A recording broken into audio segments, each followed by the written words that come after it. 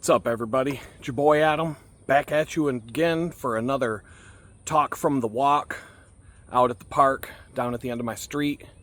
And once again, I'm at the same spot that I've been doing these from. Today, I tried to pay more attention to the layout of where these benches are in different places to sit. And the one thing I notice about this park is that any place where there's a bench that has a backrest and armrests or just a backrest, they're all in high traffic areas where I'm going to be really likely to be dealing with other people coming up on me. And the benches that you find in the places that are more remote, they typically are located, or the benches that are located where it's remote, don't have backrests, and they're kind of they're going to be uncomfortable for doing this kind of thing. So we just get situated here on the swing, and that's a little bit. All right, the wind just picked up, so I really don't know what to expect for the sound quality. There was no wind when I sat down here. As soon as I pushed the button to start recording, this breeze just came through and picked up, which is part of the reason why I was looking for a better place to sit, enclosed by all the trees, because they would act as a wind barrier. When the wind blows across the surface of the microphone on the phone here, it totally destroys the audio quality of the feed. So last week's video was crap, the sound. And this week might be the same. I don't know. I can't check it. At this point, I'm just going to hit record and see what happens. I see the little bars going up and down showing that it's recording the audio. And I'm just going to see what happens. So, the subject of today's video, the title, I don't have any notes. This is off the cuff. I don't know how it's going to come out. I don't really know what I'm going to say. It's a complicated topic. But the title of today's video will be, My Bank Account of Fucks is Negative. Why? Because I don't have any more fucks to give. And it sounds like a pretty complicated, pretty simple, straightforward topic. I can't even keep my thoughts straight right now. 5 miles into a 7-mile walk. It's hot today. A balmy 80-something degrees here on February 20th. I'm wearing jeans. My synthetic moisture-wicking shirt is soaked with sweat. But I'm out doing this. It's fun. It's for me to get... The sun's not out today. It's overcast. But it's nice to go out and get the fresh air.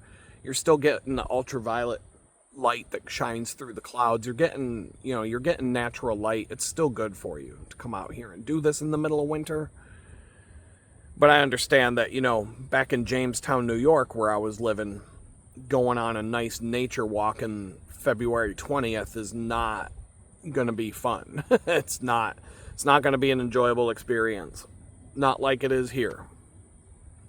So what do I mean when I say I have no fucks to give anymore? Well, what I mean is I've checked my pockets. I looked under the bed. I looked all through my desk drawers. I rummaged around the junk drawer. Looked in the glove box of my car. And I don't have any more fucks to give. I just don't. This world that we're living in right now is... I just don't get it. How are people willing to just accept that we're ruled over by a bunch of satanic, child molesting billionaires who are out protecting each other, and we pay half of our income in taxes to support these people and what they're doing to us? And to the point where, I got thrown in federal prison for 2 years for a Twitter post, while these child molesting billionaires that threw me in prison for that are still out raping kids and living their best life. I heard Prince Andrew got arrested over there in the UK. But I heard he also got to go home that day. So it's probably going to be like getting a traffic ticket. Kid diddling. Probably have to pay a fine. He gets to be embarrassed on TV for a couple of days. And he gets to go back living his best life. Because he's royalty. So, yeah, I just don't care anymore. And the level of... You know, I thought I reached a point in my life where I don't give a shit anymore. And I realized that this rabbit hole goes deep. There's no bottom to this pit of just not giving a shit anymore. There's so many levels to it. These billionaires, the satanic billionaires, for example. I was talking in a recent video, probably a live stream associated with the Super Bowl, about how all these satanic scumbags that are in charge of this country, they all meet out in the woods in San Francisco at this place called the Bohemian Grove. And in a nutshell, they dress up like the members of the Ku Klux Klan. And they gather around this big stone statue of an owl in the middle of the woods and do like human sacrifice rituals. The ones that we've seen, the ones that we have video footage of, it's a mock human sacrifice ritual where they pretend to kill a baby in front of everybody and burn it on an altar. But who knows what they're doing when the camera's turned off? When Alex Jones turned the camera off, what are they doing? But that ceremony where they burned the baby on the altar while they're all dressed like Ku Klux Klan members, chanting and saying all kinds of weird satanic shit while they do it in front of the big stone owl statue in the middle of the fucking woods. That ceremony has a name, and it's called the cremation of care, which is just another word for we don't give a fuck. We got no fucks to give. The cremation of care. That's just a fancy way for saying the same thing. And why do they do that? Well, a lot of these billionaires that do talk about these things talk about how when you're an important billionaire and you're, in charge of a lot of things, you have to make decisions that affect lots of people. You might have to make a decision to infect the world with a new deadly virus that's going to wipe out 90% of the population of the earth. And if you have any morals, if you actually care about people, you might hesitate when it comes time to pull that trigger. Therefore, the cremation of care is tossing your care aside for the quote-unquote greater good. And when they say the greater good, they mean the greater good of all the billionaire pedophiles. Not you, not me, not our greater good. But they have a formal ceremony where they basically kill a baby in front of everybody and burn it on an altar. And then they say that that's how they're getting rid of their care. Cremation of care, where we don't have any more fucks to give about you peasants. And so when it comes to me, probably what kicked this off today, this mode of this direction of my mind today, I moved here to Texas in September of 2024. And there's a big oil and gas company that we all know the name of. Their headquarters is right down the street from me, literally on the bike trail that you see in the background. If you follow that bike trail, you will show up at their headquarters, their world headquarters. They actually had to give up some of their land so that the city could complete the bike trail. It goes right up to their front door. So in September of 2024, they, recruiters have been coming to me with a job lead that they're looking for senior user experience designers. And at one point, April of last year, I had an interview with them, with a recruiter over the phone, and then I was ghosted. Probably what happens is they go and type my name into Google. They see 500 pages of Google results about the night the FBI drove a tank into my house, took me to prison for a tweet. Ghost him. Don't talk to him again. So I'm used to it. It is what it is. But they've been looking to fill this job since September of 2024, possibly beyond that. I've been hounded, but I get a job lead for this job at least once a month, every month, sometimes more, since September of 2024. Today, 2 different recruiters came at me with the same job lead.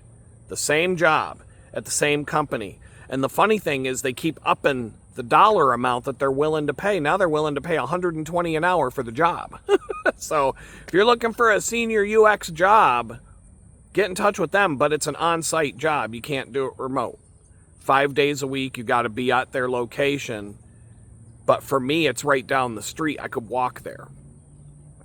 It's a little bit. I mean, it's the amount of walking I'm doing right now by the time I get home is longer than the walk it would be to go to their headquarters. Put it that way. So I could walk to work. Probably would once in a while. Why not? Just to get, it's a bicycle trail. It's peaceful. It would be a nice experience. But they won't give me the time of day because I'm a convicted felon who said mean tweets. There's probably a billionaire pedophile at the top of that company that's probably raping kids in his office right now. And I can say these things. I can say that and ruin my chance of ever getting a job there for saying it. Because why? Because I don't give a fuck. That's why. And why don't I give a fuck? Well, because I can't get a job anywhere. I can't get a job at any corporation, at any big boy. I can't get any big boy job. I've been offered more than one job in my line of work. Bona fide, contracts in hand. One was $150,000 a year. Another one was over $200,000 a year. And as soon as the topic comes up of going to prison for 2 years for a Twitter post, game over. It's over. They take it away. So I can't get a job. I got a job at Target. They took it away. They told me, I was upfront about the criminal background. They told me, we don't care. We think you'd be a good match. Well, look past that. Everybody deserves a second chance. When they say everybody deserves a second chance, that means go fuck yourself. You don't deserve another chance. Because I've been told that many times. Only to be told, fuck you, you don't get another chance. So I don't have any options anymore. I don't have to kiss corporate America's ass anymore. I don't have to keep my mouth shut about the billionaire child rapers that are running the world. I don't have to keep my mouth shut. If I got one good thing, if going to prison for 2 years for a tweet, losing my home, losing most of my friends, losing my family, having my reputation ruined, losing my career, and losing everything I own, and ending up homeless after I got out of prison for several months. If anything good were to have come out of all of that experience, it's one thing. I am 100% free now to say whatever the fuck I want about whatever the fuck I want to talk about now. Because there's no consequences for me to face unless I break the law. So, if I break what is the law? The law is I can't threaten people. I can't threaten violence. Pam Bondi said that if we go after these billionaire child molesters and we arrest them, our whole system will collapse. And most of the people who are in the same mode of thought that I am right now are like, so what's your point, bitch? Do it. We want to watch this motherfucker burn to the ground. If our economy, if our system and our way of life depends on letting billionaires rape kids, and if we don't let them get away with it, our whole system will collapse, our whole economy will burn, our country will burn to the ground, and we will no longer be, okay, fine. Fine. I voted for that. Well, I didn't vote for that, but I support that 100%. 100%.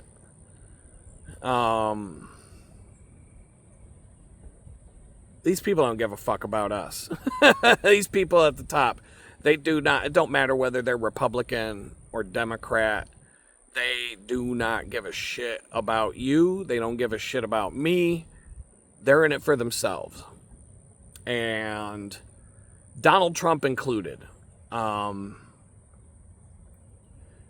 Boy, this was not the stuff that was on my mind to talk about as I was on my 5-mile hike, having a conversation with God, praying, being thankful for things. I have a lot of stuff to be thankful for right now, and I was making sure he knows that I'm saying this out loud, all the things I'm thankful for right now.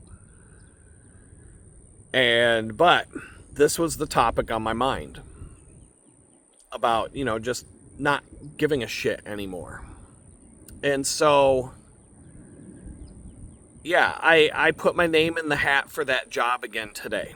Twice. 2 different recruiters. I said to both of them, I'm like, fine, yeah, go have at it. Try and get me a job there. Because I know I'm just fucking with them at this point. I know I won't get a job there. Even if I were to get a job offer from them, it would fall apart as soon as they do a background check. So why do I care? I'm not wasting a lot of my time on this. It's just fun to mess with these people and to see how far I can go. So I told them today, I said, they asked me how much would I want. I said $130 an hour. I said, why the fuck not? I'm not going to get the job. They said the best we can do is $105 an hour. And I'm thinking, that's kind of funny because the last time you people came at me with this job lead like 4 months ago, 70 was the highest you would go, and now you're going up to 105 for the same job? Fine, 105. So I sent an email back to them both. I said, yeah, 105 sounds, I guess I can do that per hour. But it's like, I know. I'm just fucking with these people, wasting their time because they're wasting my time. And that's part of not giving a fuck. How much do you want to make? I want to make $500 an hour, but I probably won't. You probably would ghost me if I said that, so I'll say $130. Why? Because I know I won't get it. Because it's just like, why not? So, but the not giving a shit applies to everybody. Everybody who's watching this video, there's an aspect of not giving a shit that can benefit you. Not living your life in fear. The Bible talks about not living in fear, right? And that's basically having no fucks to give. Just means that you don't live your life in fear anymore. So I say things on YouTube right now, don't give a shit about the consequence. I don't. People are like, you can't swear. Okay. There's a guy, I read his book. His name's David Goggins. Now, his book, the main book, I'm sure he might have more than one book. I read a book called Can't Hurt Me, or You Can't Hurt Me, or Can't Hurt Me. The cover had the cover that the books usually have more than one cover design, but the cover I saw, he's dressed in a Marine or a Navy SEAL uniform, dress uniform, very serious cut. But there's 2 versions of the book. One is an uncensored version where it's David Goggins talking like David Goggins talks in written form. And then there's a censored version where it takes out all the swear words. I swear to God, it's half the length. You want the uncensored version. If you start reading the censored version, then you read the uncensored version, you're going to wish that you're going to want to start over because you're missing half of the book. This guy, he's rich now. He's more of like a motivational speaker now. He'll get in front of a bunch of high school kids at a high school graduation and be like, You fucking kids need to get off your fucking lazy ass and get out there and fucking do something, you motherfuckers. And he don't give a shit. And everybody praises this guy and worships the ground he walks on. So it's fine for him to drop an F-bomb every other sentence, but not Adam. So once again, I don't give a fuck. I'm going to do what I want to do. I'm going to talk the way I talk. If you don't like it, fuck off. I don't give a fuck. Another aspect of the not give a fuck lifestyle is that I don't care. Leave it in the fucking comments if you care, and I'll let you know I still don't give a fuck. But David Goggins, he would tell me right now to get off my lazy fucking ass and stop bitching and stop being a crybaby, because my biggest problem that I'm dealing with right now is I want to do a lot of different things. And I have to do a lot of different things. I have a lot of things I'm required to do or just being paid for or whatever the case may be. This wind is getting crazy right now. So I'm assuming that the audio quality is going to be crap today. I don't have a way to block the wind right now. I guess I'm going to have to go and spend money on a fucking microphone if I'm going to do this. But then again, once again, if I did care about the audio quality, that would kind of like indicate that I do give a fuck, and my pocket's empty right now. Check this out. I ain't got nothing. That's the pocket where my fucks would be if I had any to give, and I don't. It's empty. So I can't give a shit about the audio quality either. So, but in the interest of, professionalism, maybe I will see if I can pick up the DJI clip-on microphone. I already have the fuzzy, whatever the hell the things are called, to put over the microphone to block the wind. They have really good, that's the de facto standard microphone right now for YouTube people that are out in the park sitting on a bench with a phone. Has built-in storage. It takes SD cards. And I think it has a direct Bluetooth link to the phone itself, so that I wouldn't have to go into a video editing app and splice the audio together with the video. I could just record directly to the phone. So I have them bookmarked. I have different kits. They're about $60-$70, I think, for just the microphone. You can get some kits, chargers, different things. You can get some different add-ons for some more money. Kits where you have multiple microphones so that you can have, each person in the podcast can have their own, or, you can do interviews now, things like that. But for now, it is what it is. I'm going to have some wind until I figure that out.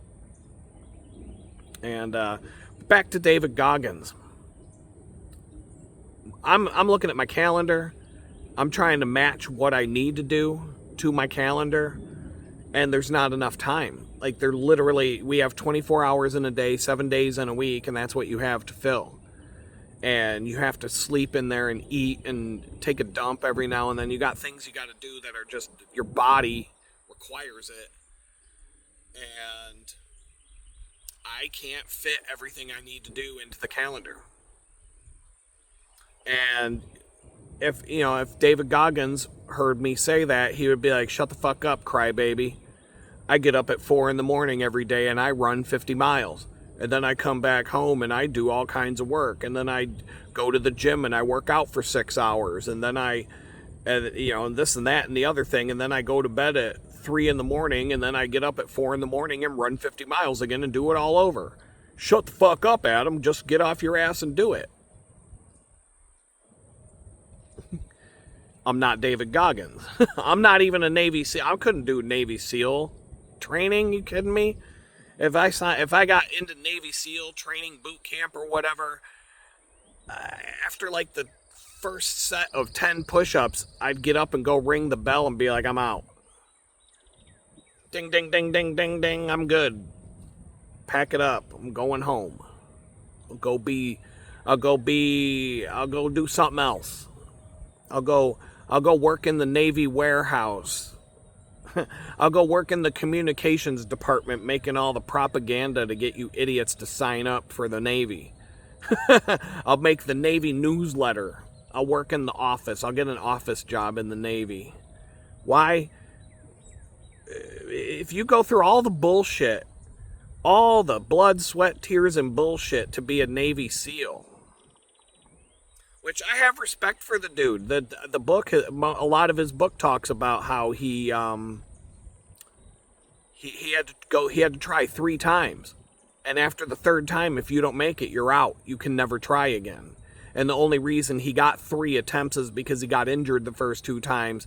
And the injury, having to tap out because of an injury, they'll give you another chance. Because you break your foot, you break a bone, something happens to you. That's an excuse. They'll let you come back and try again 2 more times. If you quit because you rang the bell, you ain't coming back. You can't come back. That's your chance. But like I said, if I ever got into that program, I'd do 10 push-ups and I'd walk up and be like, ding, ding, ding, ding, ding, I'm out. I'm not even gonna get wet. I'm not even gonna get sand in my shoe. Fuck that. Why? Because what's your prize for becoming a Navy SEAL? Your prize is your cannon fodder, but you're the first cannon fodder that gets thrown out onto the fucking battlefield to die for this shitty country. You're first in line to get shot. Whoa, I just went through Hell Week and all the bullshit to become cannon fodder of the First Order. Like, the first people to die in the war is going to be me. Why? So I can go fight a war so a bunch of cocksucker billionaire satanic pedophile scumbags can keep raping kids? Nah, I'm good. I don't need to sign. I don't need to risk my life for that shit. Fuck this country. I want to see this country burn. I want to see this country get invaded. I'd be fine with that. That would be hilarious to watch, because not only would the people that invade America, they would have, first of all, they'd have to go up against our military might, the tanks, the drones, the pilots, the F-18 Hornet, whatever the fuck, like all the bombs and everything else that we've got, the robots, the shit that they don't even want to tell us they have, the laser weapons, who fucking knows what they got. But when the invading force ventures out into rural America, out to the farm country, they're going to be dealing with every fucking hillbilly redneck with 20 fucking guns in the closet and 20,000 rounds of ammo in ammo cases, driving around in their lifted up Dodge Rams and Ford F-150s and their cowboy hats on. Some of them are going to be on horseback, 4-wheelers, fuck, everything you can imagine. So the invading army is going to get shot at by every fucking pickup driving hillbilly out in farm country.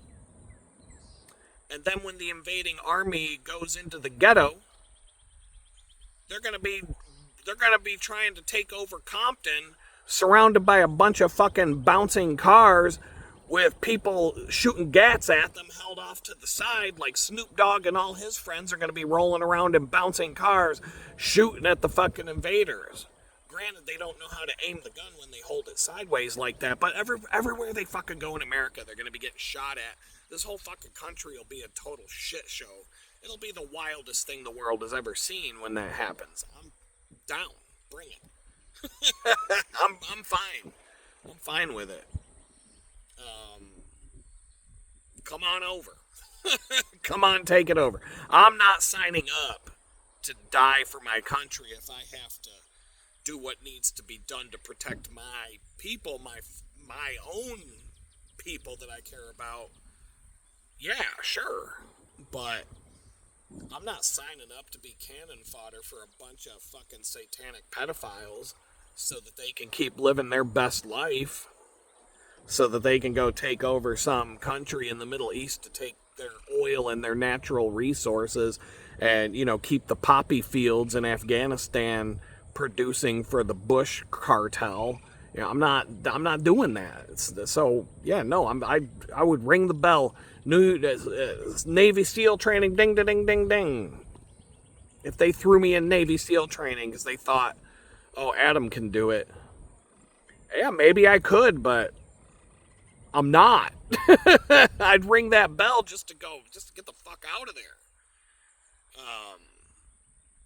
But if that's what you want to do, knock yourself out. You know.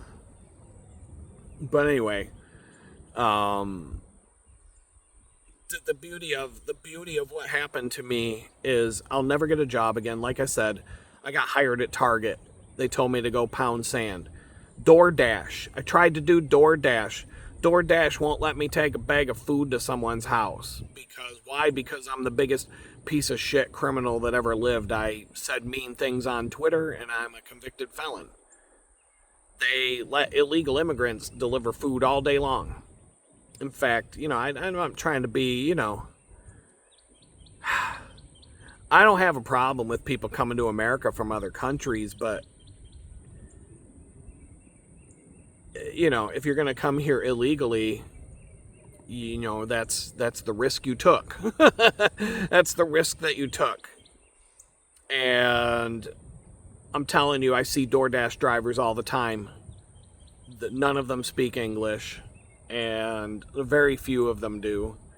And you know that their paperwork's not legit, if they even have paperwork. But then DoorDash looks at me and says, no, you can't deliver a bag of food to someone's house because you're a convicted felon. So I can't do DoorDash. Can't do, I got a job at fucking Ollie's discount department store or whatever with that weird, where you walk in and there's pictures of that weird guy everywhere on every single sticker and sign. There's like 200,000 pictures of this guy's face everywhere you look in that store. Like, I got a job there. I got a shirt with the fucking guy's face on it. I got 4 of them because that was going to be my uniform. And then on my first day of the job, they said, never mind, you can't work here because you are a piece of shit convicted felon. So I can't get a job anywhere. The only reason I'm surviving, I got one job out of over 600 jobs that I've applied to, and it's making not enough money to survive at a bakery. That if that's what I decide to stick with, that's where I'll be when I'll be making about as much money. I'd rather be a Walmart greeter when I'm 90 years old, but Walmart won't hire me either. So if this is what I'm going to stick with, I'll be 90 years old, still unable to survive. You know what I mean? Like, it's just not, the future's not there. So what did I have to do? I had to stop giving a fuck about it and go out and make my own way. And so I'm working on creating different streams of income, of which YouTube right here is one of them. But because I don't give a fuck, and because I say things that I'm not supposed to say, and, you know, I probably talked about the billionaire pedophiles and all that kind of stuff. You know, I'm shadow banned. YouTube won't let me grow. There's plenty of people who would be interested in the content that I put on this channel and put on YouTube, but they'll never find it because YouTube won't allow people to see it. They won't allow people to know it's there. So my core audience that I've had in the first 60 days that I started doing YouTube, that's going to be the audience that I have forever on here. And that's fine. It is what it is. I've accepted it. You know, YouTube is a monopoly. It's the farthest thing from the home of free speech that you could possibly imagine in so many different ways. And, you know, I don't like it, but it is what it is. The problem is, you know, our society is full of sheep, lemmings, who understand that if you want to watch people talking on video, you got to go to YouTube. Even though there's 6 other places you could go, they won't go. They get sucked into one ecosystem, and that's what it is. The masses, the people, won't switch to another platform. And the cost to go to market to be able to build a competitor to YouTube that could actually compete with that is impossible. It would take Elon Musk level money to do it. And even he wouldn't be able to do it because they're too entrenched. So I'm just going to deal with, I got to readjust my phone here, but I'm just going to deal with and do what I got to do to make it through another day. But things are actually going fairly well right now. I'm taking a break from my freelance work. It's been keeping me busy all week. I'm learning a lot of cool stuff, being pushed in a different direction. One of the hustles, I'm supposed to write a book about what happened to me. That's becoming clear. A lot of people have asked me to do that since I've been on YouTube. But there's this thing called a story arc. Okay, there's a guy named Robert McKee. He's associated with Harvard. He's the storytelling master. He's an expert on telling, on teaching people how to be a storyteller. A lot of the famous Hollywood people, directors, this, that, the other thing, have all taken his seminars. I took his seminar. So I've been formally taught how to be a good storyteller. And the problem with my book right now that I'm supposed to write, I'm helping a good friend of mine write a book, client of mine. And it's not, I'm going to admit, I didn't want to do it.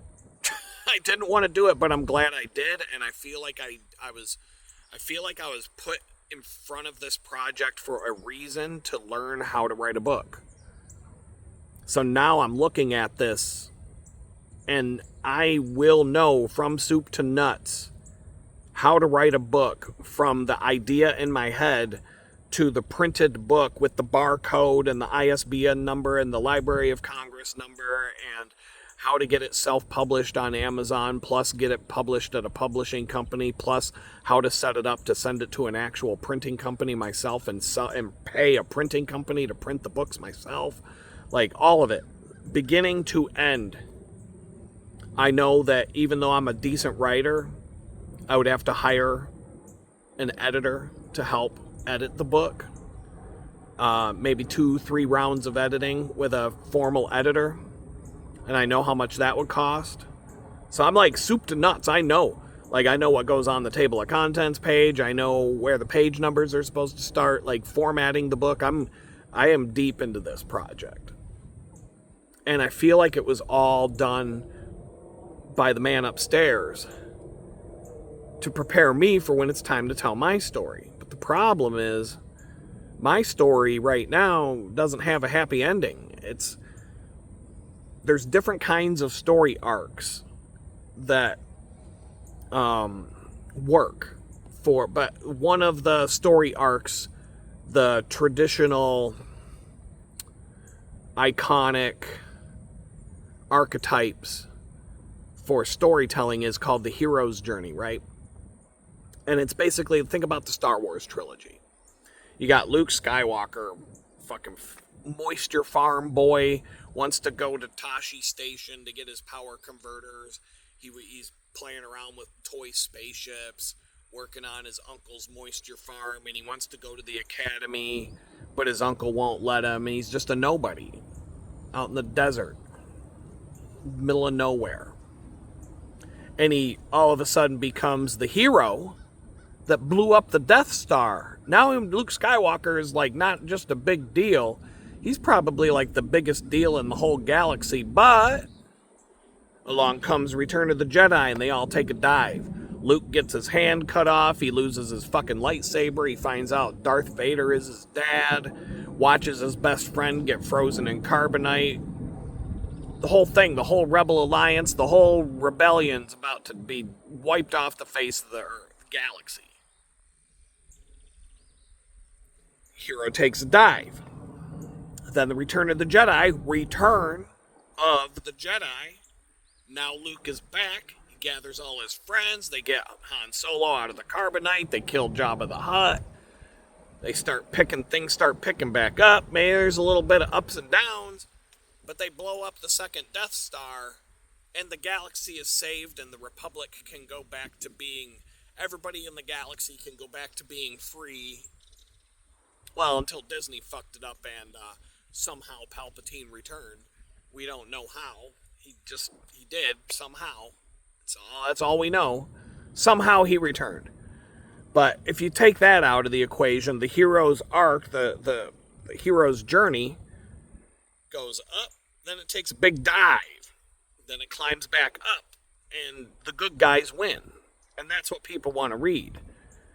My friend, the book, he starts out on an adventure, and he's like, he's basically like the hero. He takes a big dive, and he hits rock bottom in the book. The book talks about that. And then the book is him climbing out from the pit of rock bottom to be the successful person that he is today. And against all odds, the phoenix rising from the ashes, all that stuff. And so my journey is like maybe 2/3 of the way through. Like if we're talking, 60%, 70%. I could write the first half of the book. I can write the half of the book where I built, it's not going to be in chronological order. I'm actually outlining the book. I know I'm supposed to do this. So there's a part, my life was climbing and climbing and climbing. There were some ups and downs, but overall the trend was up, up, up, up, up, up, up, up, up. And then at the peak, the crescendo of, I blew up the Death Star, the first Death Star, and then I crashed and hit the most rock bottom of bottoms beyond my wildest imagination, and probably a rockier rock bottom than any of you have ever experienced in your life. Coming from a high point to a low point. And now I'm building back up from rock bottom. But nobody's going to want to read the fucking book if it's like, well, he's 50 years old, he makes $10 an hour working for a fucking bakery part-time. The end. If that's the end of the book, that's a shitty book that no one's going to want to read. That's like the trilogy ends at the end of Empire Strikes Back. Luke got his hand cut off. Han Solo's in carbonite. Luke finds out his dad is Darth Vader. The Rebel Alliance is in shambles. They don't know they're just a few spaceships floating around. They don't even have a fucking base anymore. The end. If that was the end of the trilogy, that would be a shitty trilogy that it would just be lost in the history of film. It wouldn't be what it is today. Nobody wants to see, everybody would hate that if that's the way it ended. So I'm at the end of the Empire Strikes Back. I'm basically on the medical ship in the back to tank, getting the robot hand put on and tested and poked at by the medical droid. I gotta go make myself a new lightsaber. I gotta go hang out with Yoda again, finish my training, all that stuff. And here comes the fucking wind again.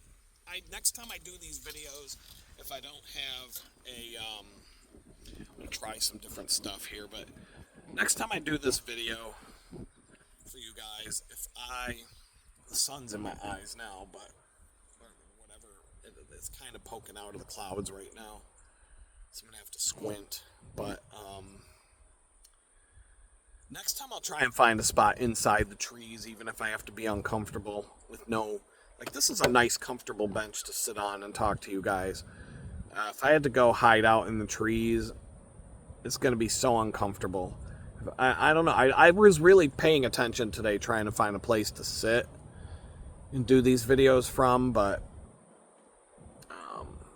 it's just not. There's just not a place that would be comfortable. But at least nobody's coming up on me here. At least not today.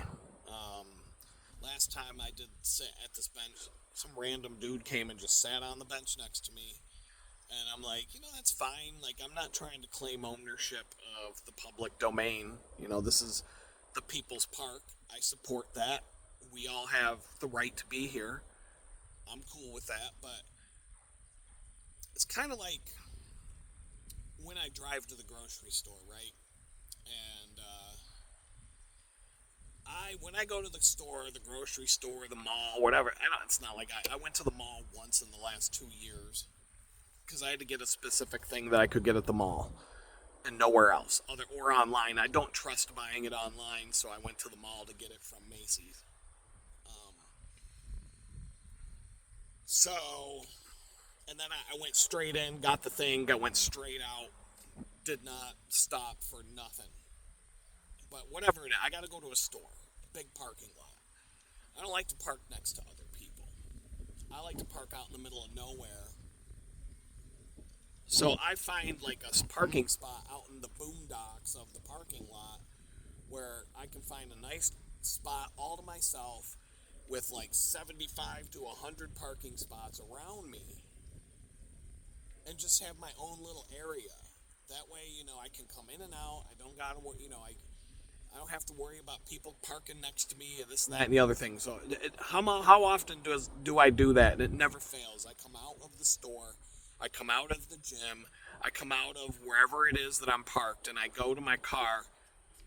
Someone's parked 6 inches from my fucking car. They're parked so close to the driver's side door that I can't even open up the door and squeeze into the car. I gotta go in through the passenger side. Or they're parked next to the passenger side. Or they're parked right next to my trunk to where I can't get the shopping cart in there to load my groceries up. You had 75 fucking parking spots wide open surrounding me, and you had to park right fucking next to me. Like, why? Other people have been talking to me about the same thing, because I'm not alone in this. I don't like crowded parking lots. I'm walking 7 miles today. I'm fine with walking across a parking lot so that I can have my own little area to park and not have to deal with idiots and pushing around shopping carts, people fighting over parking spaces, having to look 20 fucking times when I hit the car in reverse, to make sure I'm not going to run over a little kid or a suburbanite or back into somebody else who's also trying to back out at the same time, or all the different reasons why I don't want to park. I don't need to be at the closest parking spot to the store. But it never fails. There'll be 150 open parking spaces surrounding me, and someone just will decide to park 6 inches from my fucking car in the parking space right next to my car. And it's kind of like, and it's not the only place where people do shit like that. So, like, say I'm going into the bathroom. Say I gotta go take a piss, and I go to the bathroom. And it's a public restroom, and there's 25 urinals along the wall. I will go to urinal number 25, all the way at the end of the row, the farthest from the door. And I'll start unzipping my pants, and all of a sudden some other dude will walk into the bathroom. He'll walk straight down to urinal number 24, unzip his pants, look over and be like, "What's up, bro?" "Not much." What the fuck, dude? Like, seriously? You had to pick urinal 24. You had 24 fucking urinals to pick from when you walked into this bathroom, and you had to walk all the way down to the end and pick the one right next to me, you motherfucker. Like, I picked this one for a reason, you fucking asshole, and now I can't even take a fucking piss until you're gone, because now you're just bothering me. So, but that's the same thing. It's like, I park out in the middle of nowhere in the parking lot so that I can have my own parking space and be isolated and not have a bunch of people crowded up around me. Some other motherfucker decides to park right next to it. Same thing, you go to that's why I don't use the urinals anymore. I will not pee in a fucking urinal in a bathroom. I mean, if I can help it, I would never do it again. There's always going to be an exception to the rule, but I'm stubborn about that. It's not just the fact that you're going to have company at a time where I just don't want company. I want to be left the fuck alone. Like, that's just my private reflection time to be by myself and let nature take its course. I don't need company. I don't need to be hanging out with the bros. I don't understand that fucking concept, but I don't need it. There's 2 other reasons. So that's reason number 1. I want my privacy. Reason number 2, I'm not a fucking barnyard animal, and I just don't understand these urinals. Like, they're fucking disgusting. Like, it feels like something that a farm animal would have to take a piss in. Like a pig or a fucking cow, a pee trough. And aside from the fact that they got these urinals for us to pee in, these fucking half toilet things on the wall, I don't understand it. But you go into a bar, a lot of bars, I mean, the ladies, I don't know, I don't think they do this to the ladies. I don't think the ladies have a pee trough to like pull up their skirts and squat over, but they'll just put a fucking trough in a bathroom at a bar for the guys to piss in. Like, seriously, like the same fucking trough that you'll find on a farm with 20 fucking pigs drinking water out of it. They'll put the fucking trough in the men's room and say, here you go, piss in the trough. And then they fill the thing with ice. It's fucking weird, man. And so, like, you're just supposed to stand around with 20 other dudes with your dicks hanging out, all taking a piss and shooting the shit with each other. Like, no, I'm good. So if I'm at a nightclub or I'm at a bar or whatever, and I gotta break the seal at some point, I will stand in line in the bathroom, and when a urinal shows up, and somebody's like, dude, there you go, what's up? I'll be like, no, you go, it's your turn, I'll wait. I'm waiting for the stall. I'm gonna be like, no, I'm gonna wait for that guy to get done taking a shit, and then I'm gonna go pee in there. Fine, I'll wait it out.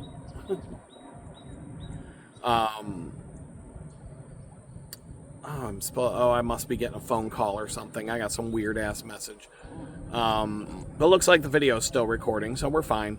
No, I'm gonna wait. I'll wait for the stall, because why? Because number one, it's like my own pee apartment that I get all to myself with a door that locks so that nobody can come in and just like hang out with me while I'm trying to take a piss. Number two, it's got a toilet in it, like the same thing I have at my house that I pee in all the time. It's like being at home. Yeah, the toilet might be covered in piss and probably covered in shit and piss and toilet paper and who knows what else, but I don't have to touch the thing. I just got to aim at the hole, and it may or may not go in the hole, and it really doesn't matter at the end. It's a nice place to just take a private pee and, you know, have a little private reflection time and just get it done in a dignified, humane fashion where I don't feel like a fucking barnyard animal. So that's reason number 2. Reason number 3 is I don't even understand why people will pee in these fucking things. Okay, so when you pee against a wall, when you go in a urinal, you're basically peeing against a wall. So your stream is coming out and it's hitting the back of that fucking urinal. And what happens when a stream of water hits a wall? It goes splattering in all directions. And now you're getting sprayed, back spray. You're getting sprayed with your own piss when you pee in a urinal. It's coming back at you. It's bouncing off the back of the urinal, and you're getting covered in piss. You're getting little pee dots all over your shirt, pee dots all over your pants, and you're just getting speckled with pee. And it's like I just went and put on some really expensive cologne and got all dressed nice to go to the club and hit on pretty girls. And all it took was having to go to pee. Now I got pee all over my clothes. Even if it's microscopic little dots of pee or a misting of pee, you're getting piss on yourself when you pee in a urinal. There's no way around it. Even if you aim at the little urinal cake, which that's kind of like a game. You know, it's like you just gotta pee. They put these little cakes, like a cake. They call it a fucking cake, a urinal cake. Put that in what the fuck is that for? But it's something to pee on. It's like a little video game. It's like when you're at the carnival and you got the squirt gun and you got to aim it at the clown's mouth, and then the balloon gets big, and then the first one that makes the balloon go boom gets a stuffed animal off the back wall. That's what it's like when you're peeing in a urinal and there's one of those urinal cakes on there. You're like, oh, if I can Maybe like you're trying to be the one that makes the urinal cake disappear completely, and if like you're aiming your stream at the cake, but the pee is still going every fucking direction. You're probably getting pee coming back at your face. You're getting a pee dot in your fucking eye. It's going everywhere. So that's reason number 3. I won't fucking use a urinal. I don't want to be covered in my own piss. I want my piss to leave my body and go where it goes, and I don't ever want to fucking see it again. It's gone. I want it to be gone. Even if you have bad aim at the club, like maybe you had a little too much to drink, or you're just a lazy piece of shit. Because, I mean, look at these public bathrooms. I mean, who the fuck are these people that just piss and shit all over? You go into a public restroom, you'll see shit on the wall. What the fuck do you people do at home? Do you have shit on the wall of your bathroom at home because you missed the fucking toilet and so it ended up on the fucking wall up there? Like, how the fuck does that even happen? I don't understand it. I don't fucking understand it, but all you gotta see is the condition of most public restrooms to know we don't have a chance in society. We don't have a chance. We're fucked. Go to the public restroom. People can't even poop and pee and keep it clean. How the fuck do you think this country is gonna last that much longer if people can't even pee and poop properly anymore? So, I mean, there's just that. But let's just say I don't give a fuck when I'm taking a pee in a public restroom. Let's say I hit the front of the rim and it bounces. It's gonna spray backwards. It's all the extra spray if I don't want to touch the toilet seat and lift it up to make the bowl bigger, and I'm just aiming for that hole in the middle. I mean, they had to make the toilet seats at public restrooms with a split at the end of it because people are too lazy to lift the thing up. So they just had to put a gap in the front so that lazy people who just piss have a place for the stream when the stream is wrapping up and it's working its way back to the hose. You know, it's like when you turn off a fucking garden hose, the stream just kind of goes and goes back to the hose. So it's the same thing that happens to us. And so there's got to be, you know, so that's so that your pee hits the rim of the toilet bowl and then lands on the floor in front of the toilet when you're wrapping up your game, and it doesn't get on the toilet seat itself, or that's what the intent is of the designer who came up with that design. But we all know how good that works. But anyway, if you're too lazy to lift the seat up, or you're so fucking disgusted because it's covered in poop and pee, and you're just like, I just need to get this out of my body and move on. Let's just say you spray and you hit the seat yourself, it's going to go fly into the back of the bathroom stall and cover the back wall, and it's going to go that way. It's not going to come bouncing back at you and cover your shirt and pants and get up, end up all over your face and getting pee in your eye and shit. So that's reason number 3. Reason number 3, I'm not using a urinal. I'm not going to, I have held it. One time I was in a nightclub, I remember I couldn't pee because I couldn't get to the stall for whatever reason. I couldn't wait for it. The club was closing, whatever. I couldn't get a piss out because I don't want to pee next to other people, and I don't want to pee in a urinal. So I was holding it, but I had to go so bad that we're out in the parking lot.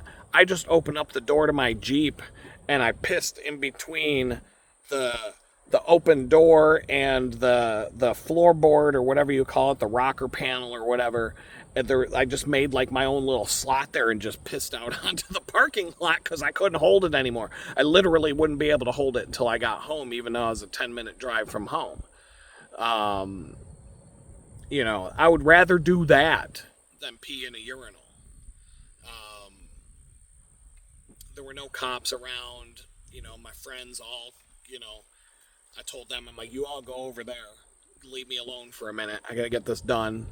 Got it done. Got back in the Jeep. We're all good to go. We took off. We're good. So, I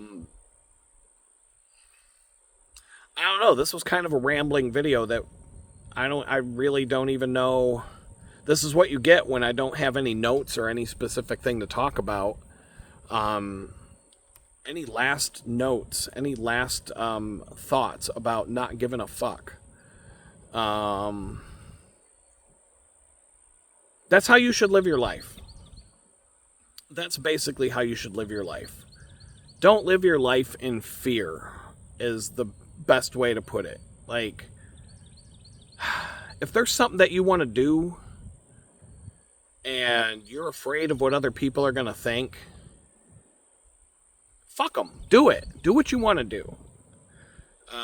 Being afraid of what other people think about you and your dreams and, you know, the things, the ideas that you have and the things that you want to accomplish and all that stuff. You know, the people who are most successful in this world, they don't give a fuck. And I don't mean, you know, the billionaire pedophile club. I mean, you know, business people, people who, entrepreneurs, don't give a fuck. They go out and they do what they want to do.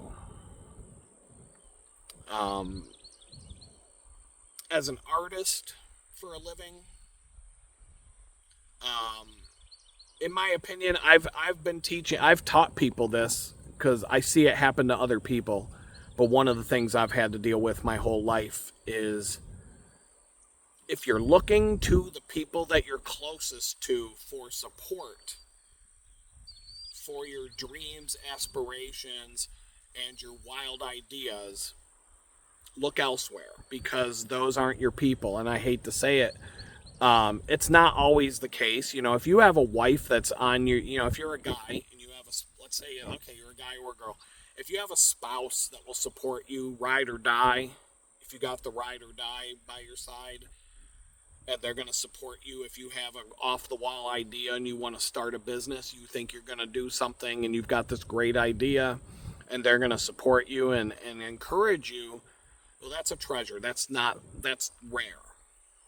Most of the time, a guy who has an entrepreneurial spirit is going to be tied down by a girl who likes the status quo, who likes the money, who wants him to go get that corporate job where the paycheck comes every other Friday and they can make their car payments and their mortgage payment and go to Sam's Club or Costco every other week and make sure the fridge is stocked. And, that's what the woman cares about.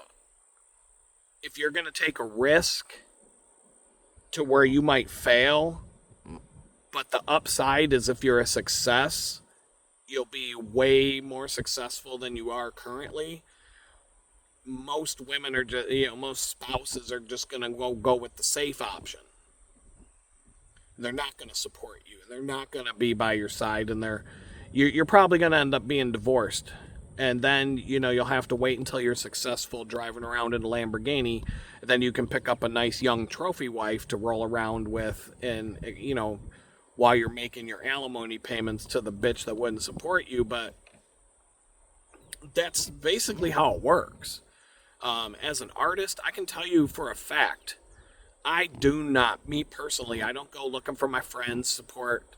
I know I have a couple of good friends that will be encouraging. They won't be discouraging if I have an idea. I don't follow through with every idea I come up with. I couldn't. But if I get serious about something, I do have a set of friends that won't discourage me. They may even encourage me, or I do have that from time to time. But I can tell you historically throughout my life, family, close friends, your significant other, they're the ones that are gonna shit on your parade pretty much every time.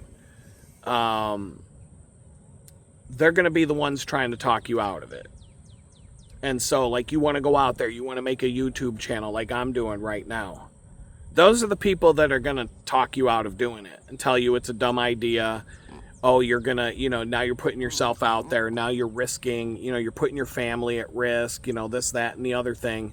A lot of people are not going to follow you down that road. And fuck them. That's what I say. Fuck them. Why? Because you got to find your own tribe. You got to find your own people. And when you start doing stuff like this, like what I'm doing right now, you will find your own people. You will find your own kind. You will find the people who encourage you, support you, and you will find your ride or die homies. But chances are the ones that you currently have before you start doing that kind of stuff, they're not going to follow you down that road. And I've seen this play out. I'm an artist. I know a lot of artists, musicians, entrepreneurs. I can tell you I have seen this play out time and time and time again. And that's why when you find a successful person who does have a good significant other, who has a good marriage, who has a ride or die spouse, a ride or die significant other, they treasure that very much because they know it's rare. They know it's rare. Because anybody who gets into the position of success chasing a dream like that, somebody who goes to Hollywood with $10 in their pocket and decide, Jim Carrey goes to Hollywood with no money in his pocket. Madonna, she goes to Times Square with no money in her pocket, gets dropped off by a cab in the middle of Times Square and says, I either have to do it or I fail. You know what I mean? I'm just saying, like, these people, they go there with a dream and nobody knows who the fuck they are, and they end up becoming, super famous and super wealthy. People who live in that club, people who do that kind of thing in their life, you're going to meet all kinds of people who are doing the same thing or who are attempting to do the same thing. And you're going to see the same story play out over and over and over again. And that story being the people closest to you in life are the ones that are going to shit on you and try and talk you out of it and try to bring you down. Your parents, your aunts and uncles, your family, your close friends, your children, your spouse, all of those kind of people, the people closest to you are, I'm going to say 80-90% likely to be the ones that shit on you the most and that do not support you. And so if you want to do something in your life, you kind of do have to just say, you know what, fuck you, I'm going to do it. You can ride with me or you can get off the fucking bus, but I'm going. I'm going. And, some people can't make that choice, or some people can't follow through to do something like that because they're too scared of what they're going to lose. And there's a lot of people out there who care too much about what other people think about them. There's people that won't get on YouTube. There's people that won't speak their mind publicly because they're afraid of how it's going to hurt their career. There's people that have political beliefs that they keep to themselves because they own a business and they don't want to alienate their customers and lose half of their customers. As soon as you make a political statement, Chick-fil-A is for the Republicans. You know what I mean? Like, as soon as you make any kind of political statement, look how mad people got about the Cracker Barrel logo. They fucking changed the Cracker Barrel logo and the Republicans lost their fucking minds. It's just a fucking logo for a shitty restaurant that sucks. The Cracker Barrel would be like, that's like a fancy McDonald's that you sit at a table at instead of getting a bag of food at a window to take home. Like, there's not much difference. And you people got so fucking mad about the logo being changed that they had to change it back to the old logo. So there's a lot of business owners and a lot of people out there who try to just be bland and not say anything and keep their mouth shut and not voice their opinions because they're afraid of how it'll impact their business. You just got a lot of people living in fear. When I was fired from a company for not taking the vaccine from my remote job, I had a remote job from 2019 before the COVID scam. I worked from home. And then they gave me an ultimatum right before Christmas in 2021. If you don't take that shot, we're going to fire you. So I waited till the all-company meeting and told 150 people in a Zoom meeting to go fuck themselves. And after I did that, my Slack was blowing the fuck up from all these different people thanking me for telling them to go fuck off because they were in the same boat and all of these people thought that they were alone. I thought I was alone. I thought I was the only one in this whole Jim Jones Kool-Aid vaccine cult that didn't take the shot, and that's how they made you feel. That's how cults operate.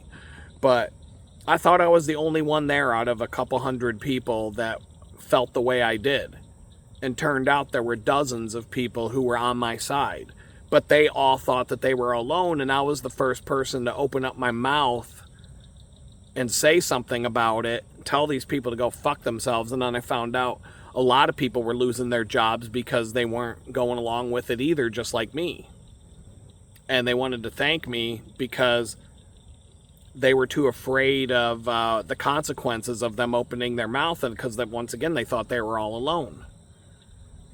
And so me not giving a fuck helped people who did give too much of a fuck because they were living in fear about, speaking out for what's wrong and what's right.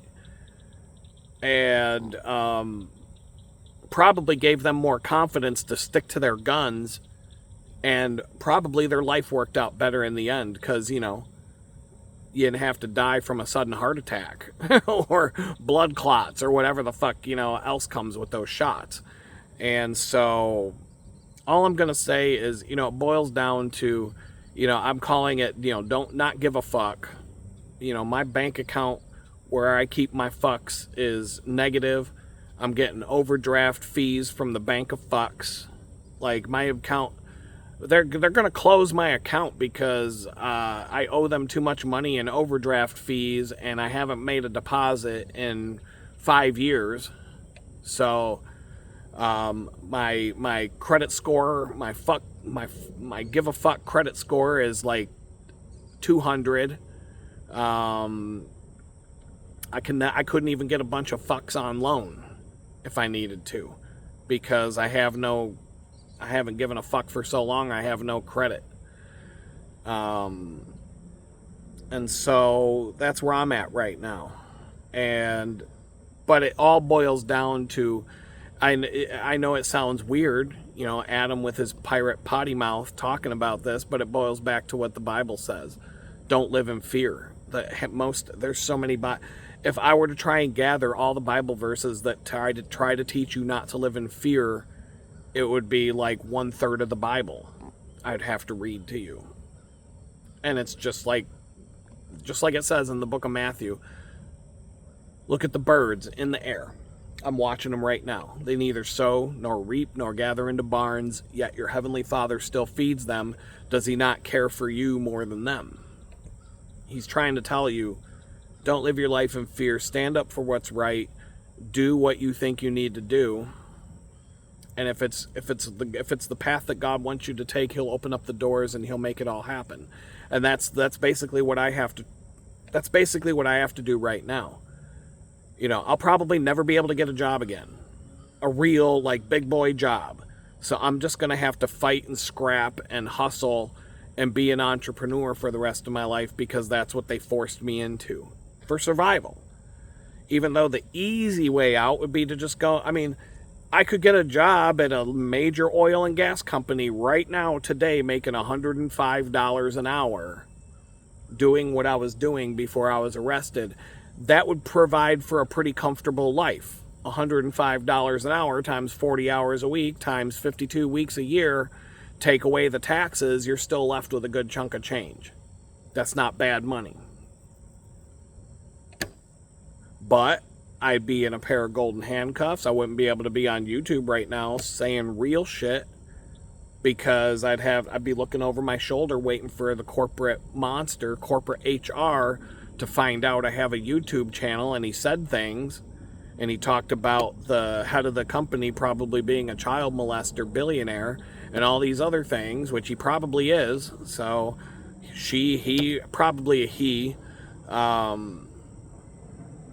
there was a company that Dick Cheney himself used to be the CEO of that I could have got a job at making $100 large a year. But because of my criminal background, I can't.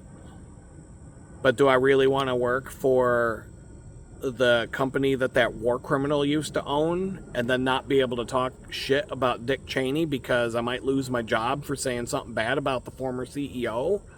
Like, so that's what I'm getting at. Like, I have the freedom now to say whatever I want.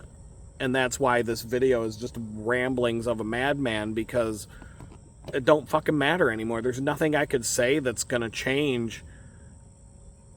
If I got on my hands and knees and groveled and acted like Mother Teresa and never said a swear word and never said a bad thing about anybody and kissed the ass of these billionaire pedophiles in charge of us and said I'm sorry and ask for everybody's forgiveness, I'd be in the same exact boat as I was already, except I wouldn't have any income.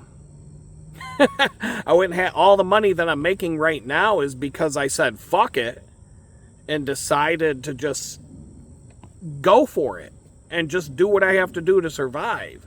And the more that I don't give a fuck, the more that the universe is coming back to me and helping me along. So that's the point I'm trying to make in the video today. I don't know if I did a good job of it. I don't know. It is what it is, but I got to make my walk home. I'm going to say peace out.